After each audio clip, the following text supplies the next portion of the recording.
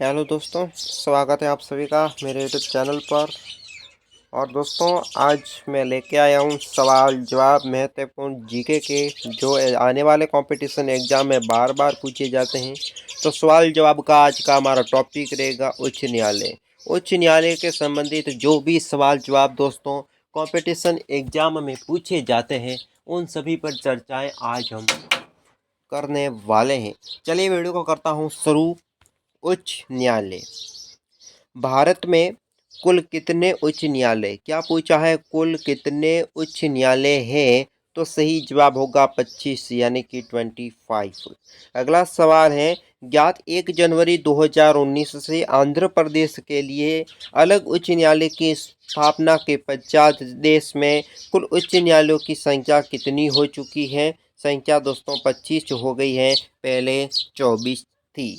अगला प्रश्न है, भारत के किस उच्च न्यायालय में न्यायाधीशों की संख्या सबसे कम है? सबसे कम न्यायाधीश किस उच्च न्यायालय में है दोस्तों? तो सिक्किम उच्च न्यायालय में सबसे अधिक न्यायाधीशों की संख्या है। चलिए अगला सवाल, भारत में किस उच्च न्यायालय में न्यायाधीशों की संख्या सबसे अधिक है? सबसे अधिक दोस्तों किस उच्च न्यायालय में न्यायाधीशों की संख्या अधिक है? तो दोस्तों इलाहाबाद उच्च न्यायालय में सबसे अधिक न्यायाधीश हैं। अगला सवाल है, किस उच्च न्यायालय के सर्वाधिक अस्थायी और अस्थायी खंडपीठ हैं? तो सही जवाब होगा गुवाहाटी उच्च न्यायालय में स्थायी और अस्थायी खंडपीठ स्थापित की गई है। अगला सवाल है, भारत के किस संघ शासित क्षेत्र का अपना उच्च न्यायालय है? तो दोस्तों दिल्ली का अपना एक उच्च न्यायालय है। अगला सवाल, पटना उच्च न्यायालय की स्थापना दोस्तों कब हुई थी? सही जवाब होगा 1916 ईस्वी में पटना उच्च न्यायालय की स्थापना की गई थी।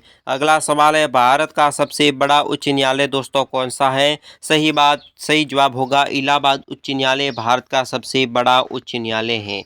अगला सवाल है, किसके अंतर्गत कोलकाता, चेन्नई, मुंबई के उच्च न्यायालय की स्थापना किए गए थी? सही जवाब होगा भारतीय उच्च न्यायालय अधिनियम 1861 के तहत कोलकाता, चेन्नई, मुंबई उच्च न्यायालय की स्थापना की गई है। अगला सवाल है, अंडमान एवं निकोबार द्वीप समूह किस उच्च न्यायालय के क्षेत्राधिकार में आते हैं? तो दोस्तों सही जवाब होगा कोलकाता उच्च न्यायालय के क्षेत्राधिकार में अंडमान निकोबार द्वीप समूह के उच्च न्यायालय आते हैं। अगला सवाल है आपके लिए, छत्तीसगढ़ उच्च न्यायालय की स्थापना कहाँ स्थित है? तो ये दोस्तों बिलासपुर में है छत्तीसगढ़ का उच्च न्यायालय। उत्तरांचल उच्च न्यायालय की स्थापना कहाँ की गई थी? नैनीताल में। अगला सवाल है आपके लिए, झारखंड में उच्च न्यायालय की स्थापना कहाँ की गई थी दोस्तों? रांची में।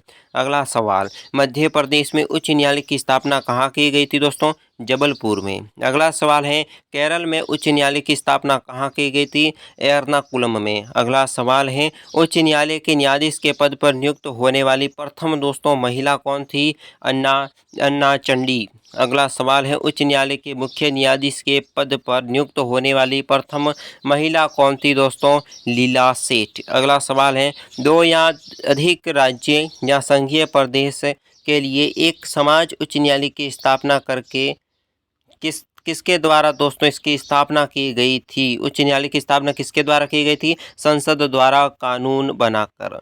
उच्च न्यायालय के क्षेत्राधिकार को घटाने या बढ़ाने का अधिकार दोस्तों किसके पास होता है? संसद के पास। उच्च न्यायालय में मुख्य न्यायाधीश की नियुक्ति कौन करता है दोस्तों? राष्ट्रपति। अगला सवाल है, किस न्यायाधीश को एक उच्च न्यायालय से दूसरे उच्च न्यायालय में स्थानांतरित करने का अधिकार किसके पास है? भारत के राष्ट्रपति के पास है। ये प्रश्न महत्वपूर्ण है, ध्यान रख लेना। उच्च न्यायालय के न्यायाधीश की सेवानिवृत्ति की अधिकतम उम्र दोस्तों 65 वर्ष 65 ईयर। उच्च न्यायालय में मुख्य न्यायाधीश एवं अन्य न्यायाधीश की प्रतिमाह क्रमश कितना वेतन मिलता है? मुख्य न्यायाधीश और अन्य न्यायाधीश को प्रतिमाह कितना वेतन मिलता है दोस्तों? मुख्य न्यायाधीश को मिलती है 2,50,000 रुपये यानी 2.5 लाख रुपये, और अन्य न्यायाधीश को 2,25,000 रुपये। अगला सवाल है, किस राज्य के उच्च न्यायालय के न्यायाधीश के वेतन और भत्ते कौन सी निधि के पर भारित होते हैं? मतलब कौन सी निधि के तहत मिलता है इनको जो वेतन और भत्ता दोनों? तो उच्च न्यायालय के न्यायाधीश का पूछा है, क्या पूछा है? भत्ता और वेतन। तो ये दोस्तों संबंधित राज्य की जो संचित निधि योजना होती है, संचित निधि का कोष होता है जिसमें पैसे होते हैं, वो देती है इनको वेतन और भत्ता। अगला सवाल है, उच्च न्यायालय के न्यायाधीश की किस आयु तक अपना पद धारण कर सकता, कौन सी आयु तक अपना पद धारण कर सकता है दोस्तों? 62 ईयर यानी 62 वर्ष तक। उच्च न्यायालय के किसका अधीक्षण करने का अधिकार है? उच्च न्यायालय को किसका अधीक्षण करने का अधिकार है दोस्तों? अधीनस्थ न्यायालय का। अगला सवाल है, सबसे पहले उच्च न्यायालय ने घोषणा की बंद असंवैधानिक है दोस्तों, ये किसकी है? केरल ने घोषणा की थी।